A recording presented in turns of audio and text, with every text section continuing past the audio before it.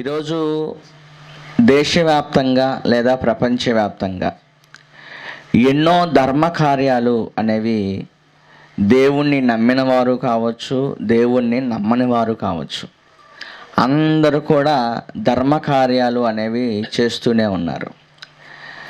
అదే విధముగా మరి కోవిడ్ వచ్చింది మొన్న 2020, 2021, 2022 సంవత్సరాల్లో.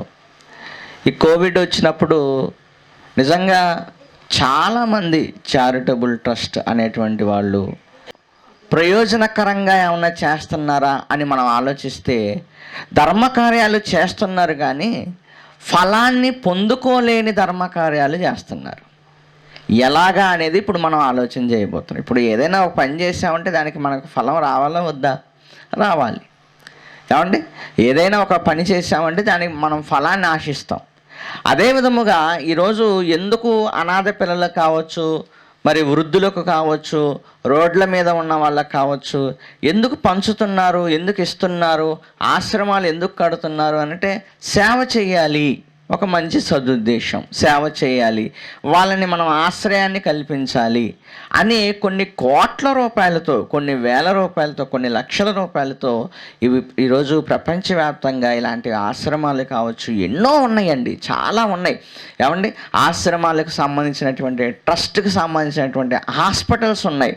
ఏమంటే బయట మనం స్కానింగ్ తీయించుకుంటే ఒక 5,000 రూపాయలు అయిపోయే స్కానింగ్ ఈ ట్రస్ట్కి సంబంధించినటువంటి హాస్పిటల్కి కానీ మీరు వెళ్ళిపోతే ఒక 1,000 రూపాయలకో, 500కో లేదా 1,500కో ఈ స్కానింగ్, బయట 5,000 రూపాయలు ఖర్చు పెట్టే స్కానింగ్ విలువ వీళ్ళు 1,500 రూపాయలకి చేసేయటం. ఇట్లా ఏంటంటే ఒక ట్రస్ట్కి సంబంధించి ఎన్నో మరి హాస్పిటల్స్ కావచ్చు. ఏమంటే ఇలాంటివన్నీ కూడా ఈరోజు ప్రపంచవ్యాప్తంగా మనం చూస్తున్నాం, వాటన్నిటిని కూడా మనం గమనిస్తూ ఉన్నాం. అయితే ప్రియమైన దేవుని వల్లరా, మరి ఈ భూమి మీద వాళ్ళు ఏదైనా ఆశిస్తే, ఈ భూమి మీద అలా చేసేవాళ్ళు మా పిల్లలు బాగుంటారనో, లేకపోతే మా భవిష్యత్తు బాగుంటుందనో, ఒకవేళ ఈ భూమి మీద ఏదైనా ఆశిస్తే దాని గురించి నేను మాట్లాడట్లేదు. కానీ ఒకవేళ అలా చేసేవాళ్ళు పరలోకానికి వెళ్ళిన తర్వాత, నేను స్వర్గానికి వెళ్ళిన తర్వాత నేను అక్కడ ఫలం పొందుకోవాలి, ఇక్కడ చేసేటువంటి ఈ ధర్మకార్యం ఏదైతే ఉందో దాని వలన నేను పరలోకంలో ఫలాన్ని పొందుకోవాలి అనేటువంటి ఎవరికి, అది అన్యజనులు కావచ్చు, క్రైస్తవులకు కావచ్చు, ఎవరికైనా కావచ్చు, ఎవరికైనా ఇలాంటి ఉద్దేశం ఉంటే మాత్రం మీరు చేసే రీతిలో చెయ్యకపోతే మాత్రం ఫలితం అయితే ఉండదు. ముందుగా అన్యజనుల దగ్గర నుంచి వద్దాం. ఏమండి, ఎంతో మంచి డబ్బు ఖర్చు పెడతారండి, కోట్ల రూపాయలు ఖర్చు పెడతారండి, ఎంతో మందికి సేవ చేస్తూ ఉంటారండి. ఒకవేళ వీళ్ళకైనా స్వర్గాన్ని ఆశిస్తే, స్వర్గంలో మేము చేసిన దానికి ఫలితం కావాలి అని కానీ వాళ్ళు ఆశిస్తే, ప్రియమైన దేవుని వల్లరా, ఏమండి యేసు ప్రభువును నమ్ముకోకుండా, ఏమండి యేసుక్రీస్తు వారి దగ్గరికి రాకుండా వాళ్ళు స్వర్గంలో పొందుకోగలుగుతారా? ఈ భూమి మీద ఎన్ని కోట్లు ఖర్చు పెట్టినా, మీరు ఒక్కసారి ఆలోచించండి, ఈ భూమి మీద మీరు ఎన్ని కోట్లు ఖర్చు పెట్టినా, ఎంత సేవ చేసినా, ఈ భూమి మీద ఏమండి మాకు స్వర్గం కావాలని కానీ, స్వర్గంలో మేము పొందుకోవాలని కానీ ఒకవేళ ఆశించి చేస్తే యేసుక్రీస్తు వారిని నమ్ముకోకుండా స్వర్గం వస్తుందా? దీనికి సంబంధించినటువంటి ఒక విషయం బైబిల్లో మనం చూడగలిగితే అపోస్తుల కార్యాలు 10వ అధ్యాయం ఒకసారి మనం చదువుకుందాం. అపోస్తుల కార్యములు 10వ అధ్యాయము మనం చూడగలిగితే మనందరికీ తెలిసినటువంటి సందర్భం ఇది. అపోస్తుల కార్యాలు 10వ అధ్యాయము ఏమండి 1వ వచనం ఒకసారి మనం చదువుకుందాం. 1వ వచనం, ఇటలీ పటాలమనబడిన పటాలములో శతాధిపతి అయిన కొర్నేలి అని భక్తిపరుడు ఒకడు కైసరులో ఉండెను. అన్యజనుడు, భక్తి ఉంది, అన్యజనుడు. ఏమండి అతను ధర్మకార్యాలు చేసేవాడు. 4వ వచనంలో అతడు దూత వైపు తేరిచూచి భయపడి, దూత వచ్చింది, దూత అతనితో మాట్లాడుతుంది. ప్రభువా ఏమని అడిగాను? అందుకు దూత అంటుంది, నీ ప్రార్థనలను నీ ధర్మకార్యములను దేవుని సన్నిధికి జ్ఞాపకార్థముగా చేరినవి. నీ ధర్మకార్యాలు కూడా దేవుడి సన్నిధికి జ్ఞాపకార్థముగా చేరాయి, కానీ నీకు ఒక విషయం తెలియాలి, అసలైన ఒక విషయం తెలియాలి. ఏంటి అంటే పరలోకానికి చేరే ఈ ధర్మ కార్యాల ఫలం నువ్వు పొందుకోవాలి అని అంటే నీకు ఒక ఆయన గురించి తెలియాలి. ఆయనే ప్రభు అయిన యేసుక్రీస్తు వారు. ఆయన రక్తంలో నువ్వు కడగబడాలి, బాప్తిస్మము అనేది నువ్వు తీసుకోవాలి. ఇలా నువ్వు చేస్తేనే తప్ప నా దగ్గరకు వస్తున్నటువంటి ఈ ధర్మ కార్యాల యొక్క ఫలం ఏదైతే ఉందో దాన్ని నువ్వు పొందుకోవాలి అని అంటే యేసు ప్రభు ద్వారా మాత్రమే నువ్వు పరలోకానికి రాగలవు. ఈరోజు ప్రపంచవ్యాప్తంగా ఎన్నో చారిటబుల్ ట్రస్టులు కావచ్చు, ఎంతోమంది కొన్ని కోట్ల రూపాయలతో సేవ చేస్తున్నారు. అంటే మనం కూడా చేయలేమండి. వాస్తవానికి మనం కూడా అలాంటి త్యాగపూరితమైనటువంటి సేవ చేయలేమేమో, కానీ అంతకంటే గొప్పగా వాళ్ళు ఎన్నో అన్నదానాలు, ఎన్నో వస్త్రదానాలు, ఎన్నో కోట్ల రూపాయలు, ఎన్నో లక్షల రూపాయలు ఖర్చు పెడుతున్నారు. ట్రస్టులు నడుపుతున్నారు, కొన్ని కోట్లతో ట్రస్టులు నడుపుతున్నారు. ప్రియమైన దేవుని వాళ్ళరా, నువ్వు ఎంత చేసినా ఒక విషయం అయితే మీరందరూ ఆలోచించుకోవాలి. ఏంటి అని అంటే మీరు గిన పరలోకం వెళ్ళాలి అని అంటే, పరలోకంలో మీరు చేస్తున్న ధర్మకార్యాల యొక్క ఫలం మీరు పొందుకోవాలి అని అంటే ఖచ్చితంగా ఒక ఆయన మీకు తెలిసి ఉండాలి. ఆయనే ప్రభు అయిన యేసుక్రీస్తు వారు. ఎందుకంటే పరలోకానికి ఆయనే మార్గం, ఇక వేరే ఏ మార్గము లేదు. నువ్వు అక్కడికి వెళ్తేనే కదా నీ ధర్మకార్యాలకు సంబంధించినటువంటి ఫలం అనేది నువ్వు పొందుకోగలవు.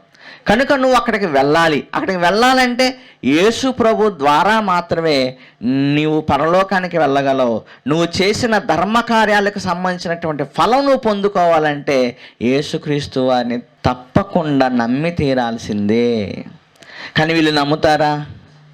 ఈ భూమి మీద ఎన్నో కోట్లు ఖర్చు పెడుతున్నారు, ఎన్నో లక్షలు ఖర్చు పెడుతున్నారు. ఆశ్రమాలు ఎన్నో ఆశ్రమాలు ఉన్నాయి. వీటన్నిటిలో ఎంతోమంది పేదవారికి సహాయం చేస్తున్నారు, ఎంతోమందికి అన్నం పెడుతున్నారు, ఎంతోమందికి హాస్పిటల్స్ ఖర్చు చూస్తున్నారు. కానీ ఈ ధర్మకార్యాలు ఏమైపోతున్నాయి చెప్పండి? ఈ ధర్మకార్యాలని దేవుడు చూస్తున్నాడు. దేవుడి సన్నిధికి చేరాయంటే దేవుడు చూస్తున్నాడు అని అర్థం. దేవుడు చూస్తున్నాడు, కానీ వాళ్ళు పరలోకం రావాలంటే ఖచ్చితంగా యేసు ప్రభు ద్వారా తప్ప ఎవరు పరలోకానికి వెళ్ళలేరు. నువ్వు ధర్మకార్యాలు చేసినంత మాత్రాన దానికి ప్రతిఫలంగా భూమి మీద ఏదైనా ఒక మంచి పొందుకోగలవేమో, కానీ పరలోకం పొందుకోలేవు. ప్లస్ పరలోకంలో ఫలాన్ని అంతకంటే పొందుకోలేవు. ఎందుకంటే నువ్వు యేసు ప్రభువుని నమ్మలేదు కాబట్టి. చూసారా? అంటే ధర్మకార్యాలు చేస్తున్నారు, కానీ ఫలం లేని ధర్మకార్యాలు చేస్తున్నారు.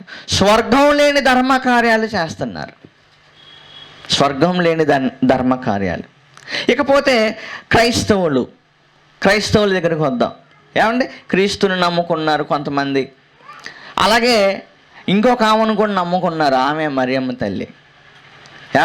మీరుగిన ప్రపంచవ్యాప్తంగా మీరుగిన చూస్తే ఆర్సీఎంకు సంబంధించినటువంటి హాస్పిటల్స్ కానీ, ఆర్సీఎంకు సంబంధించినటువంటి మరి ఎన్నో ట్రస్టులు కానీ మీరు ఇవన్నీ చూస్తే ప్రియమైన దేవుని వల్లరా ఎక్కువ మంది నన్స్ మరి వాళ్ళు దేవునికి సమర్పించుకొని వాళ్ళు చాలామంది కూడా ఇక మాకు ఈ లోకంతో సంబంధం లేదు, మేము సేవ చేయాలి, ఈ లోకపు సుఖాలు మాకు అవసరం లేదు, మాకంటూ ఒక కుటుంబం అవసరం లేదు అని వాళ్ళు ఎంతోమంది నిజంగా దేవుడికి సమర్పించుకున్నామని చెప్పుకుంటూ చివరికి సేవ అయితే చేస్తున్నారు. కానీ వాళ్ళు చేస్తున్నటువంటి ఒక తప్పు ఏంటంటే మరియమ్మ తల్లి ద్వారా మేము పరలోకం పొందుకుంటాము అనుకుంటున్నారు వాళ్ళు. మరియమ్మ తల్లి ద్వారా మేము పరలోకం పొందుకుంటాము. మరియమ్మ యేసుప్రభుకి చెబితే, మరియమ్మ తల్లి యేసుప్రభుకి మా గురించి చెబితే అప్పుడు యేసుప్రభు మమ్మల్ని చేరుస్తాడు. ఇదిగో మరియమ్మ తల్లి మాకు అన్నీ కూడాను, మరి ఆమె ద్వారానే స్వర్గం వస్తుంది, ఆమె ద్వారానే మేము ఇవన్నీ చేయగలుగుతాం, ఆమె దయ వలన మేము బ్రతుకుతున్నాము. ఇలాగా ప్రియమైన దేవుని వాళ్ళరా బైబిల్లో 66 పుస్తకాలలో లేని ఒక ప్రస్తావనను తీసుకొచ్చి మరియమ్మ తల్లి అంటే మనకు కొత్త నిబంధన, యేసు ప్రభు తల్లి. క్రొత్త నిబంధన. ఈ క్రొత్త నిబంధనలో మత్తయి సువార్త నుంచి ప్రకటన గ్రంథం వరకు కూడా ఎక్కడ కూడా మరియమ్మ తల్లి ద్వారా పరలోకం వస్తుందని కానీ, మరియమ్మ తల్లి రికమెండ్ చేస్తే యేసు ప్రభు వెంటాడని కానీ, ఎక్కడ మరియమ్మ తల్లి ద్వారా మరి మరియమ్మ తల్లికి ప్రార్థనలు చేయాలని కానీ ఎక్కడైనా ఉందా అండి? ఎక్కడైనా ఉందా? మత్తయి సువార్త నుంచి ప్రకటన గ్రంథం వరకు మరియమ్మ తల్లికి ప్రార్థన చేయాలని కానీ, మరియమ్మ తల్లికి ప్రార్థన చేస్తే ఆమె యేసుప్రభుకు చెప్తుందని కానీ, మరియమ్మ తల్లి ఇప్పుడు పరలోకంలో ఉందని కానీ, మరియమ్మ తల్లి ద్వారానే మనకు పరలోకం అని ఎక్కడైనా ఉందా అండి? మత్తయి సువార్త నుంచి ప్రకటన గ్రంథం వరకు ఎక్కడా లేదండి. కానీ ఆమెను నమ్ముకొని చేస్తున్నారు చాలామంది, చాలా సేవ చేస్తున్నారు. ఆమెను నమ్ముకొని సేవ అయితే చేస్తున్నారు, కానీ పరలోకం వెళ్ళాలిగా. పరలోకం వెళ్ళాలంటే ఎవరని చెప్పాను? దిక్కు మనకే యేసుక్రీస్తు వారు. చాలా స్పష్టంగా క్లియర్గా బైబిల్ మొత్తం ఘోషిస్తుంది, ఆదికాండం నుంచి ప్రకటన గ్రంథం వరకు కూడా. యేసుక్రీస్తు వారి గురించినటువంటి ప్రవచనాలు ఆదికాండం నుంచి ఉన్నాయి. ఏమండి, యేసుక్రీస్తు వారి గురించినటువంటి ప్రవచనాలు ఆదికాండం నుంచి మలాకి గ్రంథం వరకు కూడా ఉన్నాయి. ఆ తర్వాత మత్తయి సువార్త నుంచి ప్రకటన గ్రంథం వరకు కూడా యేసుక్రీస్తు వారి ద్వారానే పరలోకం అనేటువంటి విషయాలు ఎన్నో దేవుడు ప్రస్తావించాడు. మరి వీళ్ళందరూ ఎంతో స్వచ్ఛందంగా దేవుడికి సమర్పించుకున్నామని మరి వీళ్ళు ఇంత సేవ చేస్తున్నారు, వీళ్ళు పరలోకం వెళ్తారా చెప్పండి? పరలోకంలో ఫలం పొందుకుంటారా? ఇలా మనం ఆలోచించుకుంటే వాళ్ళు కూడా ఫెయిల్ అయిపోతున్నారు. మరి పరలోకాన్ని ఒకవేళ వాళ్ళు సాధించుకోలేరేమో. ఎందుకంటే వాళ్ళు నమ్మినటువంటి సిద్ధాంతం కావచ్చు, వాళ్ళు వెళ్తున్నటువంటి మార్గం కావచ్చు, తప్పుగా కనబడుతుంది, బైబిల్కి వ్యతిరేకంగా కనబడుతుంది, దేవుడు చెప్పిన మాటకు వ్యతిరేకంగా కనబడుతుంది. కానీ వాళ్ళ సేవ చూడండి మీరు వెళ్ళి. ఏమండి, ఇక్కడ బ్రాడీపేటలో ఉంది కదా ఒకటి నిర్మల హృదయం, వాళ్ళు అక్కడికి వెళ్ళండి. ఏమండి, చిన్న చిన్న పిల్లలండి, వాళ్ళు అలా నోటమ్మటి అది జల్లు కార్చుకుంటూ ఉంటారు. ఏమండి, వాళ్ళని ఎంత జాగ్రత్తగా చూస్తారు అని అంటే, ఏమండి, మైండ్ సరిగ్గా ఉండదు వాళ్ళకి. మైండ్ సరిగ్గా లేని ఒక పిల్లోని మీరు పెంచండి చూద్దాం.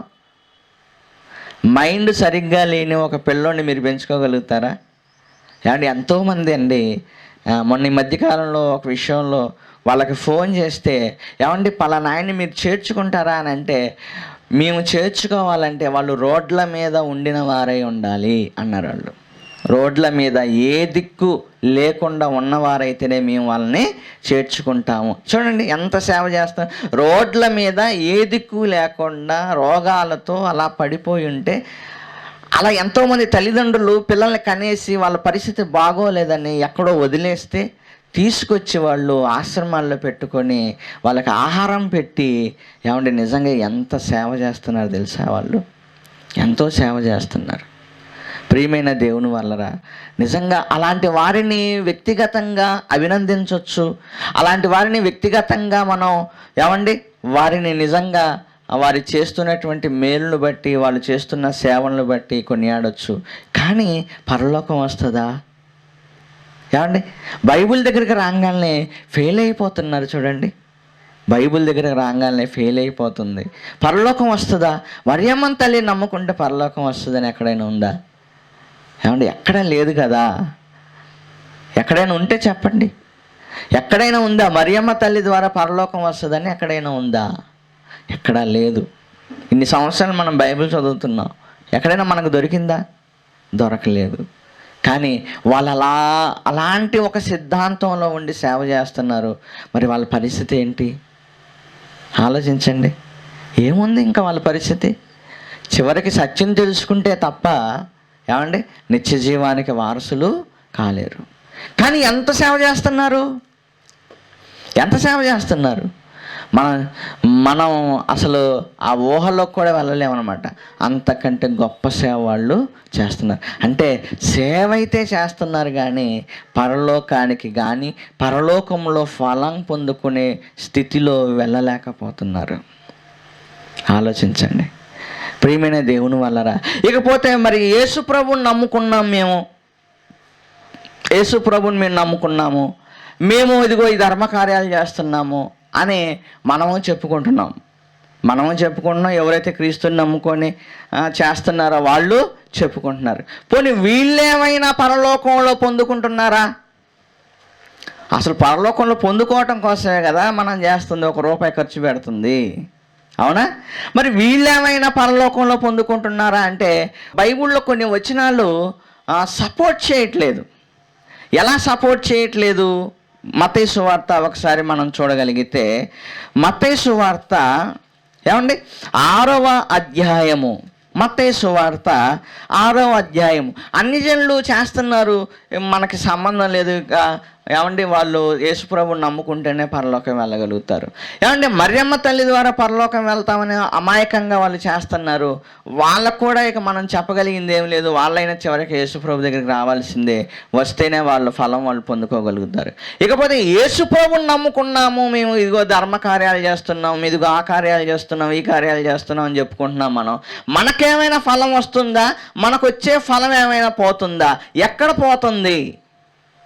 ఒకసారి మనం బైబిల్ విప్పి ఆలోచన చేయగలిగితే మత్తయి సువార్త 6వ అధ్యాయం 1వ వచనం చూద్దాం. మనుషులకు కనబడవలనని వారి ఎదుట మీ నీతి కార్యములు చేయకుండా జాగ్రత్త పడండి అన్నాడు. ఏం పడమన్నాడు? జాగ్రత్త. జాగ్రత్త అంటే జాగ్రత్త ఎప్పుడు చెబుతాము? ఏమ్మా, జాగ్రత్త ఎప్పుడు చెబుతాము? ప్రమాదం ఉంటే చెప్తాం, అవునా? జాగ్రత్త ఎప్పుడు చెబుతాం? ప్రమాదం ఉంటే చెప్తాం. కుక్కలు ఉన్నాయి, జాగ్రత్త. అక్కడ ట్రాన్స్ఫారం ఉంది, జాగ్రత్త. గుంటలు ఉన్నాయి, జాగ్రత్త. ఆ జాగ్రత్త అనే పదం చెప్పబడింది అని అంటే అక్కడ ఒక ప్రమాదం ఉంది అని అర్థం. అంతేనమ్మా? యేసుక్రీస్తు వారు జాగ్రత్త అని అన్నాడు అని అంటే అక్కడ ఏదో ప్రమాదం ఉంది. ఏం ప్రమాదం ఉంది? ఎలాంటి ప్రమాదం ఉంది? ఒకసారి మనం ఆలోచన చేయగలిగితే, మనుషులకు కనబడవలనని వారి ఎదుట మీ నీతి కార్యములు చేయకుండా జాగ్రత్త పడండి అంటే మనం చేసే నీతి కార్యక్రమం, అది ధర్మం కావచ్చు, ఏదైనా సరే ఇది నీతి కార్యక్రమం అని మనం అనుకుంటున్నాం కదా. ఏమండి, మనం చేస్తున్నటువంటి నీతి కార్యక్రమం ఏదైతే ఉందో అది మనుషులకు కనబడాలి అని మనం చెయ్యకూడదట. దేవుడు చాలా స్పష్టంగా ఇక్కడ రాయించాడు. మనుషులకు కనబడాలి అని మీరు ఈయన చేస్తే ఏమవుతుంది? సరే చేశాము, ఏమవుతుంది?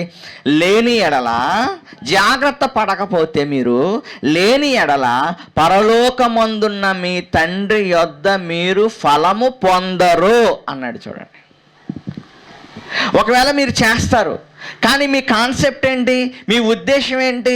నేను చేసే ఈ ధర్మ కార్యం వల్ల నాకు పేరు రావాలి, నేను చేస్తున్న ఈ ధర్మ కార్యం వల్ల నా పేరు చెప్పబడితే నాకు ఫలితం ఉంటుంది, లేదా నన్ను గొప్పగా చూస్తారు, నన్ను గొప్పగా అభిమానిస్తారు అని కానీ మీరు కానీ, ఏమండి, మీరు చేసే నీతి కార్యాలు మనుషులకు కనబడాలని కానీ మీరు చేస్తే దేవుడు చెప్పేశాడు, రాసేశాడు. ఏమని? పరలోకంలో తండ్రి యొద్ద మీరు ఫలము పొందరు.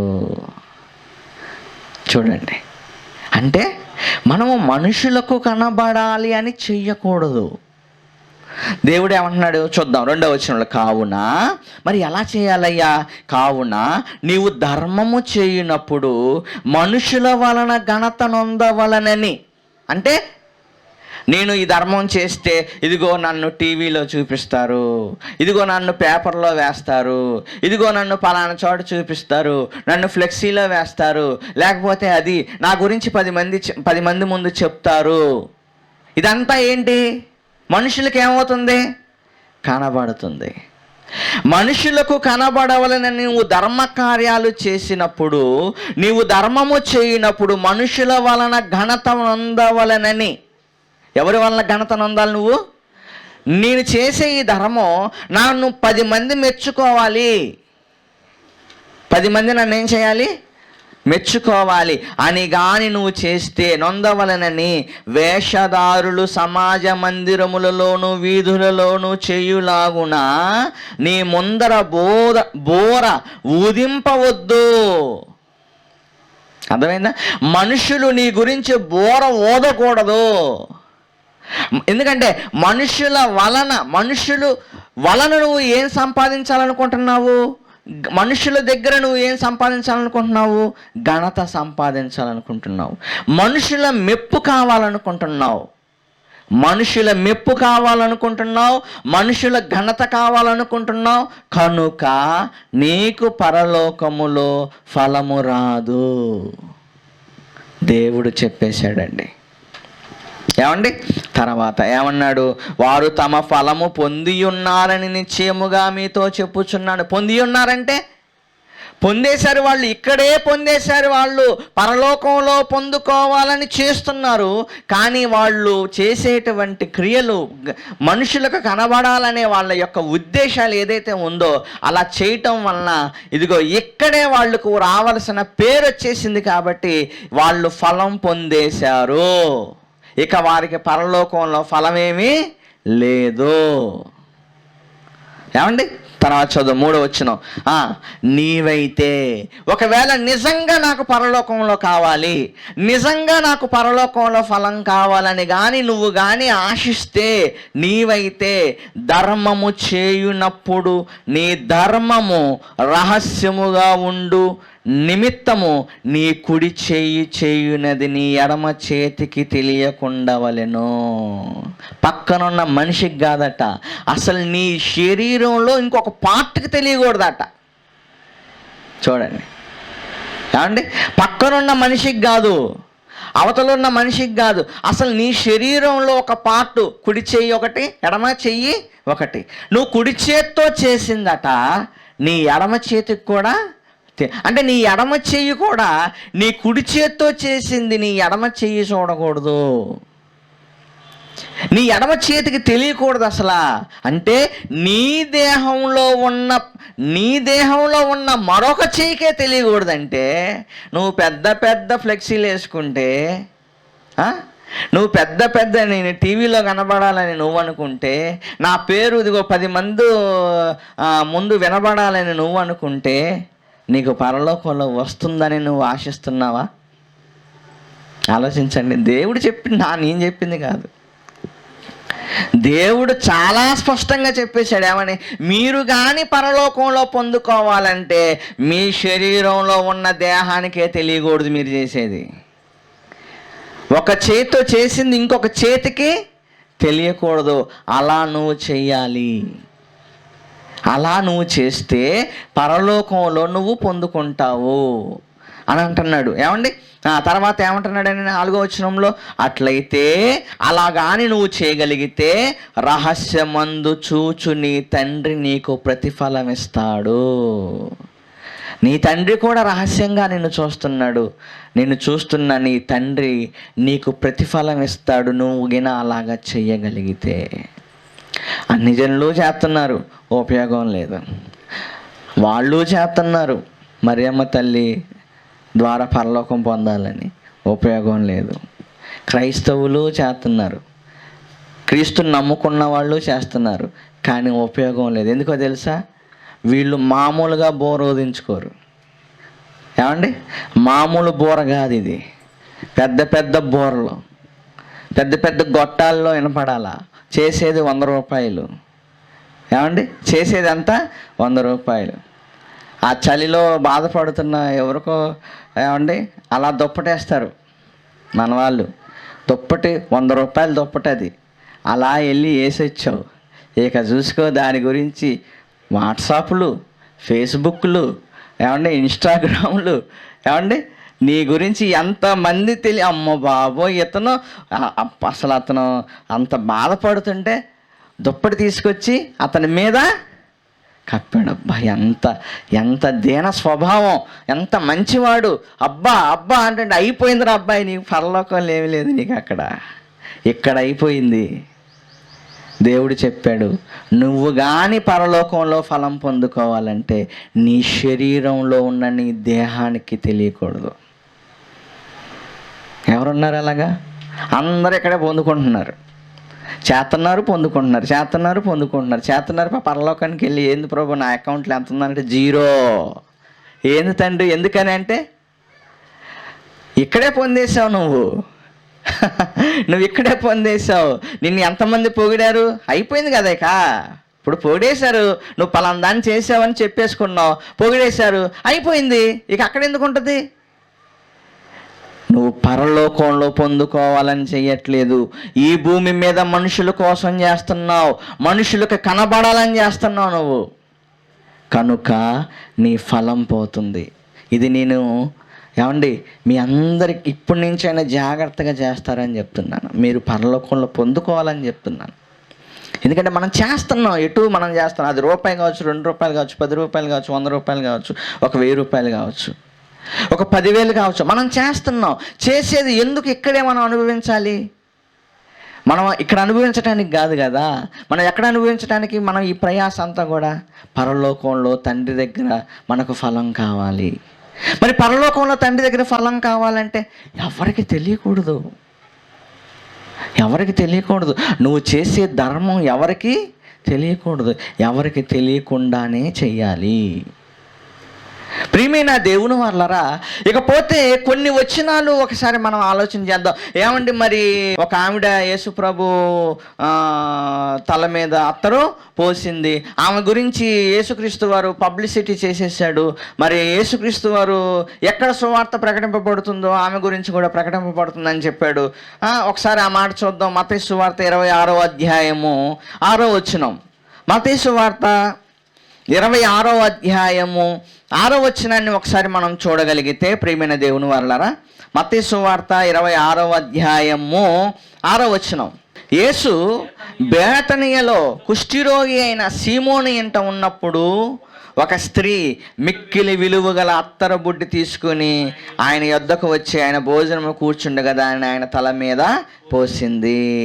అప్పుడు వాళ్ళు అన్నారు, అమ్మా ఎందుకమ్మా ఇంత వేస్ట్ చేస్తావు, బేదలకు ఇచ్చేయచ్చు అదని వాళ్ళు అన్నారు. ఓకే, అదంతా అయిపోయింది. 12వ వచనంలో ఈమె ఈ అత్తరు నా శరీరము మీద పోసి నా భూస్థాపన నిమిత్తము దీనిని చేసెను. సర్వలోకమందు ఈ సువార్త ఎక్కడ ప్రకటింపబడునో అక్కడ ఈమె చేసినదియు ఈమె జ్ఞాపకార్థముగా ప్రశంసింపబడునని మీతో నిశ్చయముగా చెప్పుచున్నానని వారితో అనెను. యేసుక్రీస్తు వారే ఆమె గురించి గొప్పగా చెప్పి, అసలు ఇప్పుడు కాదు తర్వాత తరాలు ఎంతమంది ఇక నా గురించి చెప్పుకుంటారో, ఎక్కడ సువార్త ప్రకటింపబడుతుందో అక్కడెల్లా ఈమె చేసింది అక్కడెల్లా కూడా వ్యాప్తి చెందుతుంది, ఆమె చేసింది కూడా ప్రకటింపబడుతుంది, ప్రశంసించబడుతుంది, ఆమె ప్రశంసింపబడుతుంది అని చెప్పాడండి. మరి యేసు ప్రభు చెప్పాడు కదండి, ఆమె చేసింది ఒక ధర్మం లేదా ఒక నీతి కార్యం. ఏమండి ఒక నీతి కార్యం చేసింది. యేసు ప్రభువుని భూస్థాపన నిమిత్తం ముందుగానే ఆమె ఏం చేసింది అత్తరు పోసింది. ఆ విషయం యేసుక్రీస్తు వారికి నచ్చి, ఇదిగో సువార్త ఎక్కడ ప్రకటింపబడిన ఆమె గురించి వెళ్తుందని చెప్పాడు దేవుడు, ఆమె ప్రశంసింపబడుతుందని చెప్పాడు. ఏమంటే మరి ఆమె గురించి వెళ్తుంది కదా అంటే వెళ్తుంది, కానీ ఆమె అత్తరబుడ్డి పోసేటప్పుడు నా గురించి యేసు ప్రభు ఇలా చెబుతాడు అని కానీ, ఈ విధంగా నెక్స్ట్ భవిష్యత్తులో నా గురించి ఇలా ప్రకటింపబడుతుందని కానీ అలాంటి ఉద్దేశంతో ఆమె చేసిందా? మీరు బాగా ఆలోచించాలి, బైబిల్ బాగా చదవాలి మనం. ఆ ఉద్దేశంతో ఆమె యేసుక్రీస్తు వారి మీద అత్తరు బుడ్డి పగలగొట్టి యేసుక్రీస్తు వారి మీద అత్తరు పూసిందా? ఆమెకు అసలు తెలీదు. యేసు ప్రభు నా గురించి ఇలా చెబుతాడనే విషయం ఆమెకి తెలీదు. కానీ యేసుక్రీస్తు వారు ఆమెను ఏం చేశాడు? ఆమె గురించి గొప్పగా చెప్పాడు. ఆమె అనుకోలేదు నా గురించి గొప్పగా చెప్పమని. అది ఆ ఉద్దేశాలు గ్రహించగలగాలి మనం, ఆ ఆలోచనలు మనం తెలుసుకోగలగాలి. ఏమండి, ఆమెకు నా గురించి 10 మందికి తెలియాలి నేను చేసింది అనే ఉద్దేశం అసలు ఆమెకి లేనే లేదు. అక్కడ యేసుప్రభు వచ్చారు, ఆయన్ని గౌరవించాలనుకుంది, ఆయన్ని సన్మానించాలనుకుంది. ఇదిగో ముందుగానే ఆమె అత్తరుతో ఆయన ఏం చేసింది? సన్మానించింది.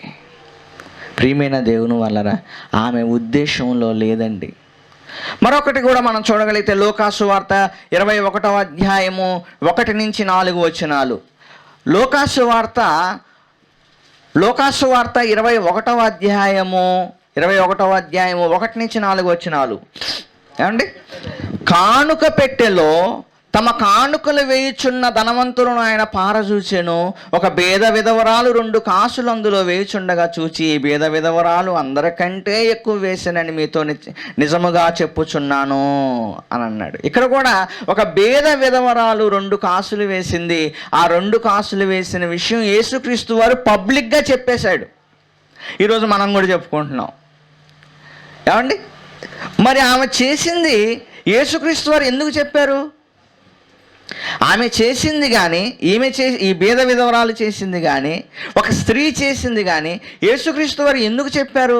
ఎందుకు చెప్పారు అని అంటే, ప్రియమైన దేవుని వల్లరా, ఏమండి, చెప్పటం గొప్ప చెయ్యటం అది దేవుడి చేతుల్లో ఉంటుంది. గుర్తుపెట్టుకోండి. హేబేలు శ్రేష్టమైన అర్పణ ఇచ్చాడు. ఆయన చెప్పుకున్నాడా?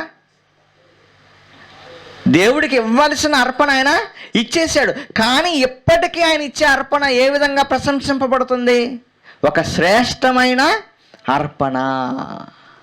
ఇప్పటికే కొన్ని వేల సంవత్సరాలైంది హేబేలు గారు ఇచ్చి కొన్ని వేల సంవత్సరాలు అవుతుంది. కొన్ని వేల సంవత్సరాలైనా ఆయన చేసింది చెప్పుకుంటున్నాం మనం. దేవుడు చెప్తున్నాడు, దేవుడు చెప్పాడు కనుక మనం చెప్పుకుంటున్నాం.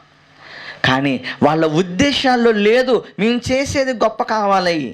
ఒక విధవరాలు ఉద్దేశంలో లేదు, నేను చాలా తక్కువగా ఇస్తున్నాను అనుకుంది. ఆమెకున్నదంతా ఏం చేసింది? ఆ కానుక పెట్టిలో వేసేసింది, సైలెంట్గా వెళ్ళిపోయింది. కానీ యేసుక్రీస్తు వారు అన్నారు, ఇక్కడున్న వాళ్ళందరికంటే ఆమె ఎక్కువ వేసిందని. ఎందుకంటే వాళ్ళు ఉన్న దాంట్లో ఇచ్చారు, కానీ ఈమె ఉన్నదంతా ఇచ్చింది. తెలియాలి, కొన్ని విషయాలు తెలియాలి, కొన్ని సంగతులు తెలియాలి అని దేవుడు చెప్పాడు. కానీ ఆమెకు నేను చేసింది తెలియాలి అనే ఆ ఉద్దేశం ఆ స్త్రీకి లేదు, ఈ బేద విధవరాలకు లేదు. ప్రియమైన దేవుని వల్లరా, అలాగే కొరింథీయులకు రాసిన 2వ పత్రిక అపోస్తలుడైన పౌలు గారు కొరింథీయులకు రాసినటువంటి 2వ పత్రిక 9వ అధ్యాయం ఒకసారి మనం చూడగలిగితే, అపోస్తలుల కార్యాలు కొరింథీయులకు రాసిన 2వ పత్రిక 9వ అధ్యాయము, ఏమండి, మనందరికీ తెలిసినటువంటి మాట చదువుకుందాం. 1వ వచనం నుంచి, పరిశుద్ధుల కొరకైన ఈ పరిచర్యను గూర్చి మీ పేర రాయుటకు నాకు అగత్యము లేదు, మీ మనస్సు సిద్ధమై ఉన్నదని నేను ఎరుగుదును, అందువలన సంవత్సరం నుండి అకయ సిద్ధపడి ఉన్నదని చెప్పి నేను మిమ్మల్ని గూర్చి మాసిదోనియా వారి ఎదుట అతిశయపడుచున్నాను అన్నాడు. అంటే మాసిదోనియా సంఘానికి కొరింథీ సంఘం గురించి, అకయా సంఘం గురించి, మాసిదోనియాలో ఉన్న సంఘానికి చెప్తున్నాడట పౌలు గారు. ఏమని? కొరింథీలో ఉన్నవాళ్ళు లేదా అకయలో ఉన్నవారు సంవత్సరం నుంచి ధర్మం చేయటానికి, దేవుని పనికి, సేవకులకి, పరిశుద్ధుల కొరకైన పరిచర్య కోసం ఇదిగో సంవత్సరం నుంచి వాళ్ళు సిద్ధపడుతున్నారు అనే విషయాన్ని మాసిదోనియా వారికి చెప్పాడట పౌలు గారు. బాగా ఆలోచించండి. ఎవరికి చెప్పాడు? మాసిదోనియా వారికి. ఎవరి గురించి చెప్పాడు? కొరింథీ సంఘం గురించి లేదా అకయలో ఉన్న సంఘం గురించి చెప్పాడు. ఏమండి, మాసిదోనియా వారికి చెప్పారు. చెప్పొచ్చు, తప్పులేదు, ఒక దైవ సేవకుడుగా చెప్పొచ్చు. ఎందుకంటే మిగిలిన వారిని ప్రోత్సహించటం కోసం, మిగిలిన వారిని, ఏమండి, ఈ విషయంలో వాళ్ళు కూడా చేయాలి, ఈ విషయంలో వాళ్ళు చేస్తే మరి బాగుంటుంది అనే ఉద్దేశంతో ఒక దైవ సేవకుడిగా ఒక సంఘం గురించి మరొక సంఘానికి చెప్పొచ్చు. ఒక దేవుడిగా, ఒక దైవ సేవకుడిగా ఇదిగో వాళ్ళు చేసిన ధర్మ కార్యాల గురించి కొంతమందికి తెలిస్తే వాళ్ళు ఇన్స్పైర్ అవుతారు, వాళ్ళు ప్రేరేపించబడతారు, వాళ్ళు తెలుసుకుంటారు అనే ఉద్దేశంతో దైవ సేవకులు కానీ దేవుడు కానీ చెప్పాలి, చెప్పొచ్చు. కానీ చేసేవాళ్ళు ఉంటారే, వాళ్ళకి ఆ ఉద్దేశం ఉండకూడదు. ఏ ఉద్దేశం? నా పేరు వినబడాలి. అప్పుడప్పుడు మనకి లైవ్లో కొన్ని పేర్లు చెప్తా ఉంటారు. ఏమంటే వీళ్ళు ఎంత సహాయం చేశారు అని.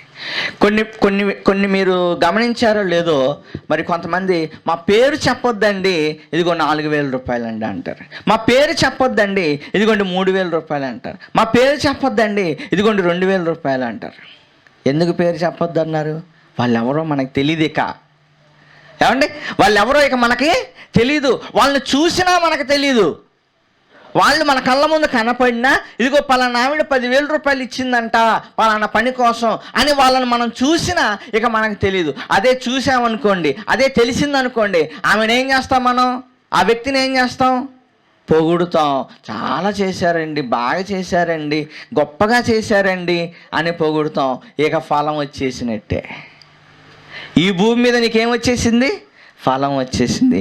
కొంతమంది నిజంగా అండి అప్పుడు అనిపించింది నాకు, అబ్బాయి వీళ్ళు 100% పొందుకుంటున్నారు పరలోకంలో. ఎందుకంటే వాళ్ళు ఎవరో మనకి తెలీదు, వీళ్ళు 100% పొందుకుంటున్నారు. ఎందుకంటే మా పేరు చెప్పొద్దండి, ఇదిగో మేము ఇంత సహాయం పలానా దానికోసం మేము చేస్తున్నాం. పేరు తెలీదు, పలానా అని తెలీదు, ఇక అంతే. వాళ్ళు పొందుకుంటున్నారు పరలోకంలో. ఏమండి, పేరు చెప్పటం అనేది ఒక దైవ సేవకుడిగా వాళ్ళు చెప్పొచ్చు, కానీ చెప్పించుకోవాలనే కోరిక నీలో ఉండకూడదు.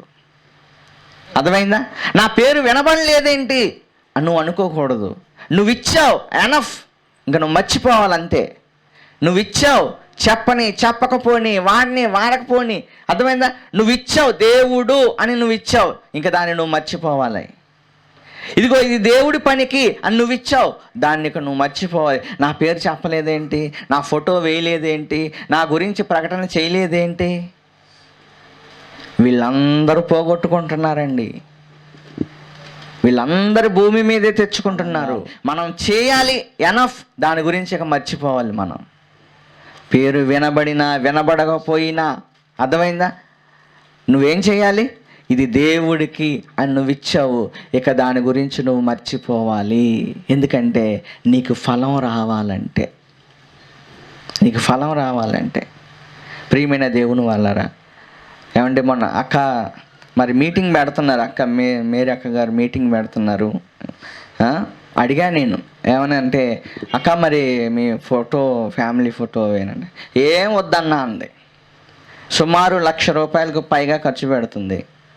ఏం వద్దన్నా అంది. అమ్మ కనీసం మీ పిల్లల ఫోటోలు అయినా వేస్తాను. అసలు ఏం వద్దన్నా అంది. అర్థమైందా? అసలు ఏమీ వద్దన్నా.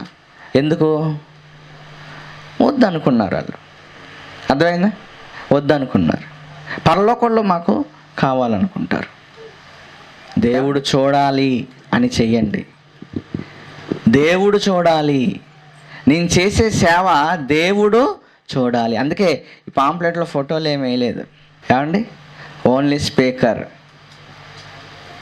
ఎందుకంటే ఈ స్పీకర్ ఫోటో చూసి వస్తారు కాబట్టి. ఆ స్పీకర్ ఫోటో కూడా ఎందుకు వేసాం మనం? ఆ స్పీకర్ ఫోటో చూస్తే ప్రజలు ఈయన వాక్యం బాగా చెప్తాడండి అని వస్తారు. అర్థమైందా? దానివల్ల వాక్యం వింటారు అని. అందుకే మెయిన్ స్పీకర్స్ కన్వీనర్సే ఉంటారు ఇక పాంప్లెట్లో. వద్దండి, పరలోకంలో పోగొట్టుకుంటున్నాం మనం. మీ మంచి కోసం చెప్తున్నాను నేను. మీరు పరలోకంలో పోగొట్టుకోకూడదు. ఈ భూమి మీద పోగొట్టుకున్నా పర్లేదు, పేరు రాకపోయినా పర్వాలేదు, చెప్పుకోకపోయినా పర్లేదు. ఏమైంది చెప్పుకోకపోతే? ఇక నువ్వు ఇది చేసావని చెప్పుకోకపోతే ఏమైంది? పర్లేదు. కానీ నువ్వు చేసింది రహస్యమందు చూసి నీ తండ్రి నీకు ప్రతిఫలాన్ని ఇస్తాడు. మనం చేసేది మనకు ప్రతిఫలం కావాలి. అంతేనండి. 10 రూపాయలైనా 100 రూపాయలైనా 1000 రూపాయలైనా 10,000 మనకు ప్రతిఫలం కావాలి. ఎక్కడ కావాలి? అది ఎక్కడ కావాలి? పరలోకంలో కావాలి. దేవుడు ఎప్పుడు నిన్ను గొప్ప చేయాలో అప్పుడు గొప్ప చేస్తాడు. జాన్సన్ విక్టర్ గారు ఉన్నారా? ఎంతోమంది దైవ సేవలు చేశాడట ఆయన. కానీ ఏ రోజైనా చెప్పుకున్నాడా? ఏమండి, ఏ రోజైనా చెప్పుకున్నాడా? ఆయన చనిపోయిన తర్వాత ఒక్కొక్కళ్ళు బయటకు వస్తున్నారు. నాకు ఈ సమస్య ఉందనగానే అన్న 10,000 పంపించాడు, నాకు ఈ సమస్య ఉందనగానే నాకు 20,000 పంపించాడు, నాకు ఈ సమస్య ఉందనగానే 5,000 పంపించేశాడు అని ఆయన చనిపోయిన తర్వాత చెప్పుకుంటున్నారు అందరూ. ఇదిగో ఆయన చేసిన వాడు చెప్పుకోలేదే. ఆయనకు అర్థమైంది, నాకు పరలోకంలో ఏం కావాలి? ఫలం కావాలి. ఎందుకు చెప్పుకోవాలి? మనం చెప్పుకుంటే ఆ కొద్దిసేపు నేను పోగొడతారు, కానీ పరలోకంలో నువ్వు ఫలాన్ని కోల్పోతావు. అదే చెప్పుకోకపోతే, అర్థమైందా? చెప్పుకోకపోతే పూర్తిగా పరలోకంలో నువ్వు ఫలాన్ని పొందుకుంటావు. కనుక మీరు ఒక్క స్టాండర్డ్ మీద ఉండాలి. ఏంటో తెలుసా? నేను చేసింది నాకే తెలియాలి, నన్ను కన్న నా తండ్రికి తెలియాలి. ఒకవేళ నువ్వు చేసింది తెలిసినప్పుడు చెప్పినప్పుడు ఫీల్ అవ్వాల్సిన అవసరం లేదు, పోయిందని కూడా నువ్వు అనుకోని అవసరం లేదు. ఎందుకని? నీ ప్రమేయం లేదు అందులో. అర్థమైందా? నీ ప్రమేయం అందులో లేదు. నీ ప్రమేయం లేనప్పుడు వాళ్ళు చెప్పుకోకపోయినా నీకు సంబంధం ఇక లేదు. నీ ఉద్దేశం ఒకటే, ఏంటి? నేను చేసింది నాకు నా తండ్రికి తెలిస్తే చాలు, ఇక ఎవరికి తెలియని అవసరం లేదు అని. కానీ నువ్వు అది 100 రూపాయలు ఇయ్యి, 1000 రూపాయలు ఇయ్యి, ఎంతైనా ఇవ్వు. ఇదిగో నువ్వు కానీ పేరు కోరుకున్నావంటే, పేరు చెప్పాలి అని నువ్వు కోరుకున్నావంటే, అర్థమైందా? నా ఫోటో కనబడాలి అని కానీ నువ్వు కోరుకున్నావు అని అంటే, నేను చేస్తుంది ఇదిగో 10 మందికి తెలియాలి అని నువ్వు కానీ కోరుకున్నావంటే, పరలోకంలో కోల్పోతారు మీరు. ఇది యేసుక్రీస్తు వారు చెప్పిన మాటలు, నేను చెప్పే మాటలు కాదు. మీ మంచి కోరి చెప్తున్నాను. మీరు ఎప్పుడు వీటి కోసం తాపత్రయపడకండి. దేవుడు చూశాడనుకోండి, ఎప్పుడో ఒకసారి మిమ్మల్ని దేవుడు గొప్ప చేయక హేబేలు చెప్పాడా నా గురించి చెప్పమని? ఏమ్మా భేద విధవరాలు చెప్పిందా యేసుప్రభుకి? అయ్యా మరి 2 కాసులు వేసి వెళ్తాను, నాకు ఉన్నదంతా ఇచ్చేసి వెళ్తున్నాను ఆయన చెప్పిందా? చెప్పలా. ఆమె పని ఆమె చేసుకుని వెళ్ళిపోయింది. ఒక స్త్రీ ఆమె పని ఆమె చేసుకుని వెళ్ళిపోయింది. కానీ దేవుడు ఎప్పుడు గొప్ప చేయాలో, ఎక్కడ గొప్ప చేయాలో అది దేవుడు చూసుకుంటాడు. అది నీ యథార్థమైన మనస్సుతో, మంచి మనసుతో కానీ నువ్వు చేయగలిగితే, అర్థమైందా? నువ్వు చేసే పని దేవుడికి తెలియాలి అనుకోండి, ఇంకంతే. మనం చేసేది యథార్థంగా, స్వచ్ఛందంగా, మన శక్తి లోపం లేకుండా చేద్దాం అంతే. ఇక ఏమండి, ఆ తర్వాత ప్రతిఫలాన్ని ఇచ్చేది ఎవరు? దేవుడు. ఆయన దగ్గర పొందుకుందామండి. ఆయన దగ్గర పొందుకోవటానికి సిద్ధపడదాం. ఓకే, ప్రార్థన చేసుకుందాం. ప్రేమ కలిగిన మా కన్న తండ్రి, మీకు వందనాలు తెలియజేస్తున్నా నాయనా. మరి మేము భూమి మీద చేస్తున్న నీతి కార్యాల యొక్క ఫలం మేము పరలోకంలో పొందుకోవాలంటే మనుషులకు కనబడాలని మేము చెయ్యకూడదు అని మీరు చెప్పారు ఆయన.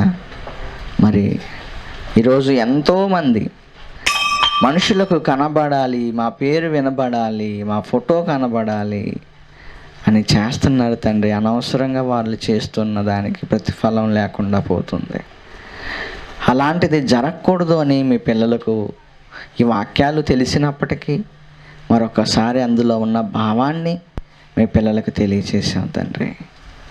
నాయన మరి మీ పిల్లలైన వారిని జ్ఞాపకం చేసుకోండి. పరలోకంలో ఫలాన్ని పొందుకునే విధంగా ప్రవర్తించినట్లు సహాయం చేయండి. యేసుక్రీస్తు వారి నామములో ఈ ప్రార్థన అడుగుచున్నాం మా కన్న తండ్రి. ఆమేన్.